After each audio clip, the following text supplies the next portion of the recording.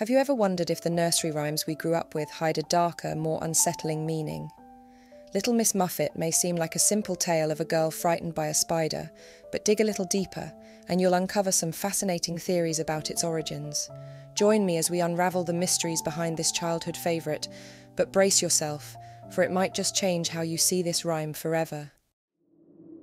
Welcome back, Darklings. Before we dive into its shadowy past, let's first take a moment to revisit the most well-known version of the rhyme.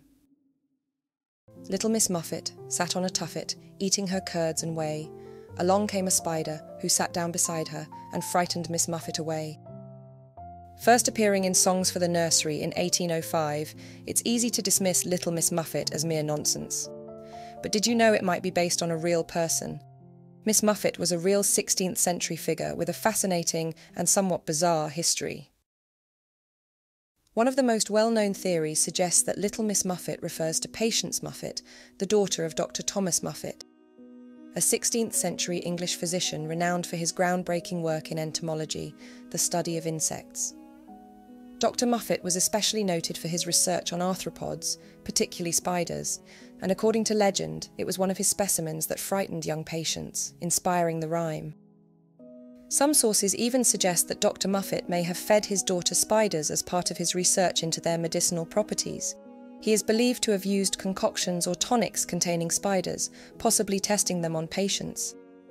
However, there's little solid evidence to support this, and the rhyme describes Miss Muffet eating curds and whey, not spiders. But what exactly is curds and whey?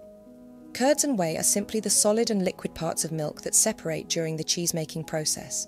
It was a common, nutritious dish in the 18th and 19th centuries, though not particularly appetizing by modern standards. You can think of it as an early version of cottage cheese. There's also a dish historically known as curds and whey, but now called junket. In medieval England, it was a delicacy enjoyed by the nobility, made from clotted cream, sweetened with sugar, and flavoured with wine, spices, or rum. Considered a luxurious treat, this could very well be the curds and whey mentioned in the rhyme, a fitting dish for the daughter of a distinguished physician. But what if this rhyme is not about a frightened young girl or her strange dietary habits at all? What if it's actually a veiled reference to one of the most turbulent religious conflicts in British history? Some historians propose that Little Miss Muffet is actually a subtle reference to the ongoing religious turmoil of the 16th century, with Miss Muffet symbolising Mary, Queen of Scots. The spider, in this case, would represent John Knox, the Scottish minister who was fiercely opposed to Mary's Catholic reign. Knox and Mary were in constant conflict, with Knox publicly criticising her for her Catholic faith and her rule over Scotland.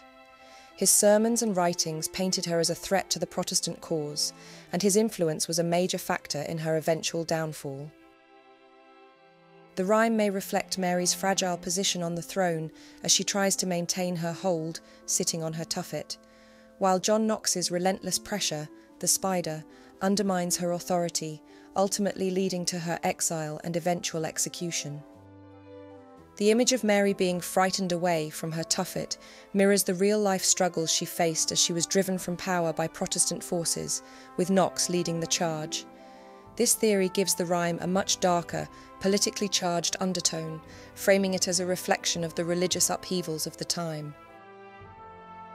While the tuffet in this context symbolises a seat of power, the true meaning of the word tuffet remains unclear. It's often depicted as a small milking stool or cushion, something Miss Muffet might sit on outdoors, but historically it could have referred to a grassy mound or hillock, possibly derived from the word tuft, meaning a clump of grass.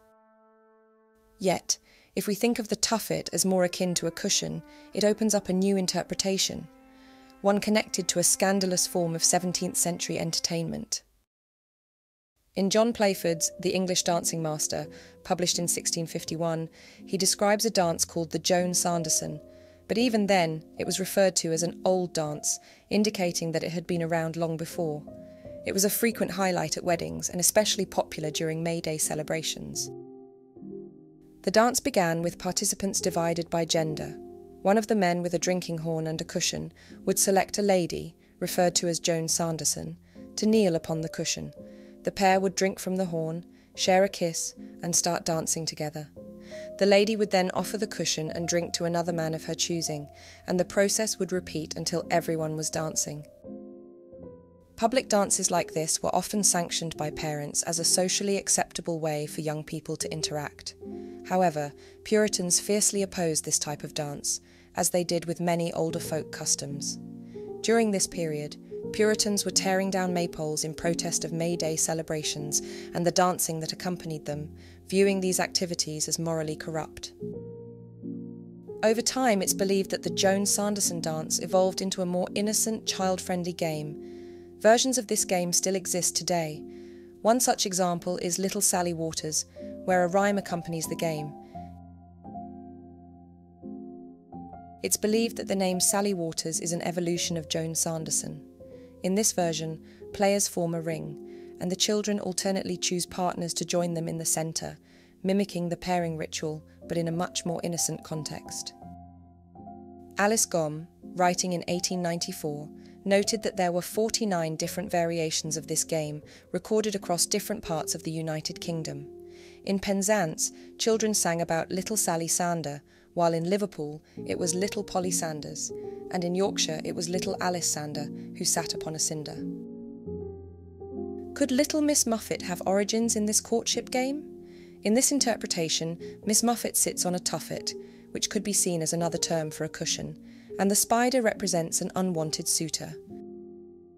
Rather than accepting his advances, Miss Muffet flees, turning the rhyme into a humorous metaphor for avoiding an unwelcome courtship. Interestingly, Little Miss Muffet shares similarities with lesser-known nursery rhymes, such as Little Polly Flinders, Little Mary Esther, Little Tommy Tackett, Little General Monk, and many more. It's possible that all of these rhymes evolved from a common source, potentially rooted in the children's game based on the cushion dance tradition.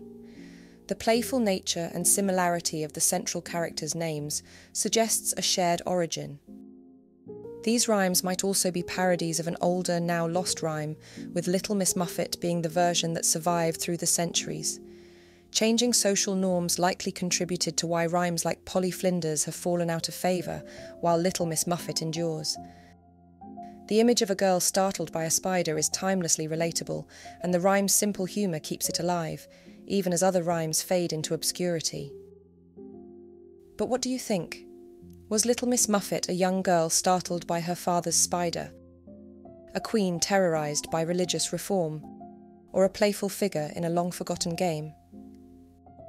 Leave your thoughts in the comments below, and if your thirst for nursery rhyme origins still lingers, don't forget to subscribe and explore the rest of my channel. See you in a future video.